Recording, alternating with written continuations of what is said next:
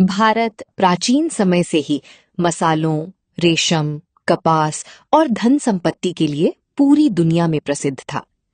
भारत और यूरोप के बीच व्यापार पहले समुद्री और स्थलीय मार्गों से होता था, लेकिन 1413 में ऑटोमन तुर्कों ने कॉन्स्टेंटिनोपल पर कब्जा कर लिया, जिससे पुराने व्यापार मार्ग कठिन और महंगे हो गए।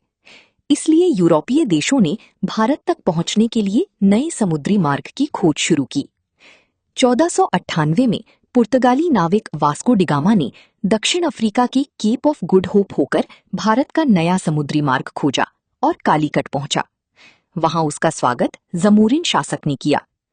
इसके बाद पुर्तगालियों ने गोवा, दमन, दीव और कोचीन में अपने व्यापारिक केंद्र स्थापित किए।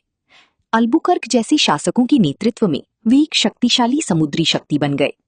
उन्होंने भारत में तंबाकू, आलू, काजू, अनानास और पहला प्रिंटिंग प्रेस भी शुरू किया। पुर्तगालियों के बाद डच भारत आए। डच ईस्ट इंडिया कंपनी की स्थापना 1602 में हुई। उन्होंने पुलिकट, सूरत, मसूलीपट्टनम और नागापट्टनम में व्यापारिक केंद्र बनाए। उनका मुख्य उद्देश्य मसालों का व्यापार था और कुछ समय तक वे सबसे प्रभावशाली व्यापारी शक्ति बने रहे। इसके बाद अंग्रेज भारत आए। अंग्रेजी ईस्ट इंडिया कंपनी की स्थापना 1600 में महारानी एलिजाबेथ प्रथम के शाही आदेश से हुई। उन्होंने सूरत, मद्रास, बंबई और कलकत्ता में अपनी फैक्ट्रियां स्थापित की।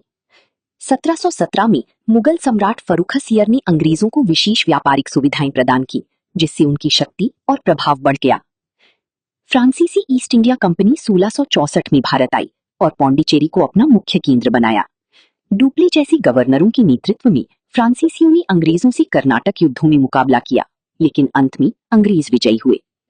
डेनमार्क के लोग भी भारत आए, लेकिन वे अधिक शक्तिशाली नहीं बन सके। इस प्रकार यूरोपीय लोग शुरुआत में भारत केवल व्यापार के लिए आए थे, लेकिन धीरे धीरे व्यापारिक प्रतिस्पर्धा राजनीतिक संघर्ष में बदल गई।